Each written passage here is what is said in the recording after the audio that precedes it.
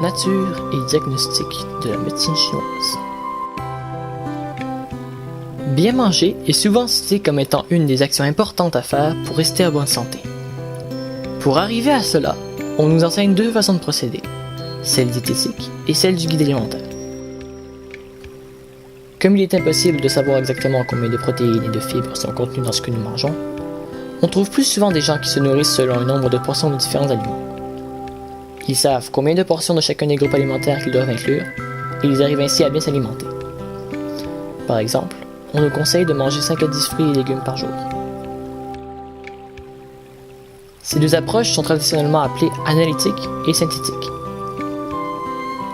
Lorsque l'on décortique chaque élément d'un tout pour en connaître sa composition, fer, fibres, vitamines, calories par exemple, c'est de la pensée analytique. Lorsque l'on prend un tout et qu'on le divise en groupes égaux ayant des propriétés semblables, viande, céréales, fruits, c'est de la pensée synthétique. Elle divise le tout, tous les aliments, en parties égales, comme des pointes de tarte de même dimension. Ainsi, le choix des aliments, par catégorie, en est facilité. Ainsi, ces deux démarches se complètent, bien qu'elles puissent être utilisées indépendamment. C'est également le cas de la médecine conventionnelle, analytique, et de la médecine traditionnelle chinoise, synthétique. La médecine chinoise a beau être une médecine de plus de 2500 ans et être de plus en plus connue, en Occident, on connaît peu de leur méthode de diagnostic.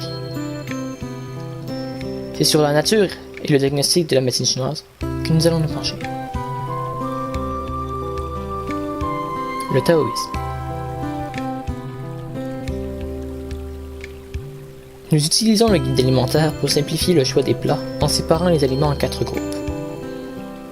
De leur côté, les Chinois utilisent le taoïsme pour séparer le monde en 5 éléments et ainsi l'interpréter logiquement. Ils classent ainsi les aliments, mais aussi les saisons, les sentiments, les organes, les saveurs. De cette manière, chaque chose est classée dans ces 5 éléments. Les fonctions organiques de l'humain sont aussi classées dans ces 5 éléments. Pour le taoïsme, la santé repose même sur l'équilibre de ces 5 mouvements. Les Chinois ont compris depuis longtemps que la règle des 5 éléments s'appliquait dans le petit comme dans le plus grand. Nous connaissons ces phénomènes dans notre monde moderne sous le nom de fractal ou de holographie. On le retrouve aussi dans l'ADN, où une cellule contient l'image du tout. Regardez ces images de fractales. Elles sont identiques dans le grand comme dans le plus petit, car les mêmes lois s'appliquent. Les 5 éléments s'appliquent donc dans l'individu, dans la famille, dans le village, dans la province, et finalement dans l'empire du milieu. La connaissance de ce cadre d'analyse synthétique permettait alors à tous les individus de diagnostiquer instantanément les déséquilibres personnels autant que sociaux.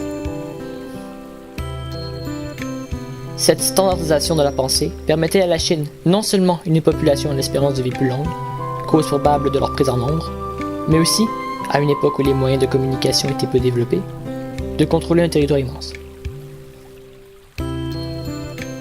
Par la pensée synthétique et la règle de l'holographie, on peut comprendre comment un homme seul, retiré du monde, pouvait être considéré comme une source de sagesse.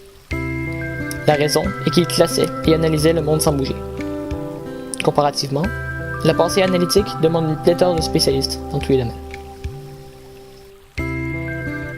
Le diagnostic.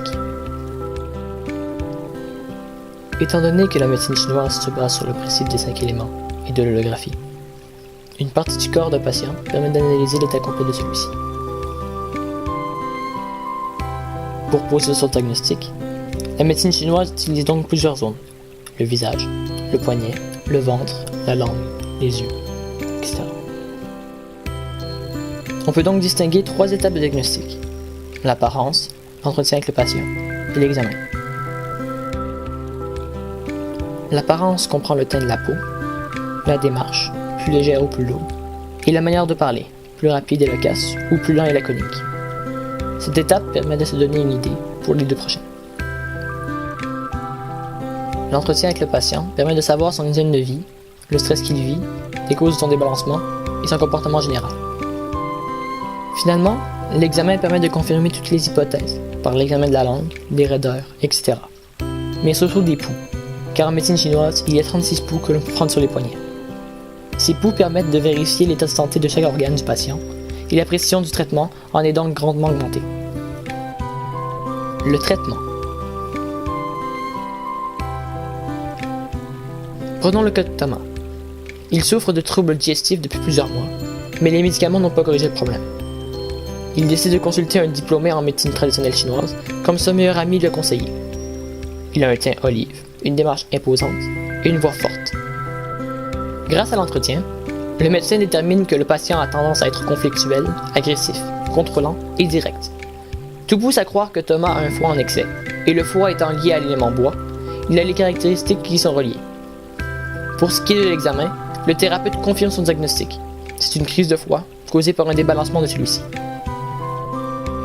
Si Thomas avait vécu en Chine il y a 2500 ans, on aurait déjà fait vérifier sa maison pour s'assurer qu'il soit exposé de manière bénéfique aux 5 éléments. Si cela n'avait pas été suffisant, il aurait cherché à se réharmoniser en incluant des exercices pour rééquilibrer son foie dans son tai chi matinal. Si le problème persistait, il aurait cherché à inclure plus de saveurs acides dans son alimentation. Ce n'était qu'en dernier lieu, après avoir utilisé les plantes, que l'acupuncteur était consulté. Le but de la médecine chinoise était de réharmoniser l'individu dans son environnement et de prévenir les déséquilibres futurs. Les médecins de l'époque étaient payés tant que les patients étaient en santé.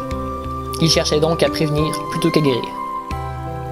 L'acupuncture se plaçait donc en dernière instance, comme la chirurgie pour nous, car elle servait à rétablir la circulation énergétique dans le corps quand celle-ci était défaillante. Pour l'acupuncture, le corps humain est traversé de courants énergétiques appelés méridiens. Ils permettent la bonne circulation de l'énergie entre tous les organes et peuvent se bloquer. L'acupuncture permet de stimuler ces méridiens pour que la circulation redevienne normale. Ces stimulations peuvent être pratiquées avec des aiguilles, mais il est possible d'utiliser d'autres appareils, tels que des lasers, une stimulation électrique ou des pressions physiques quand on pense au shiatsu. Ce que nous avons voulu démontrer par cette présentation est qu'à partir d'une interprétation différente du monde, on pense à la pensée synthétique, il est possible d'arriver à la création d'une médecine préventive très différente de la nôtre, et ainsi vous faire comprendre que la médecine traditionnelle chinoise est beaucoup plus que la simple pose d'aiguille. Cette différence entre ces interprétations est la différence entre la sagesse synthétique et la science analytique.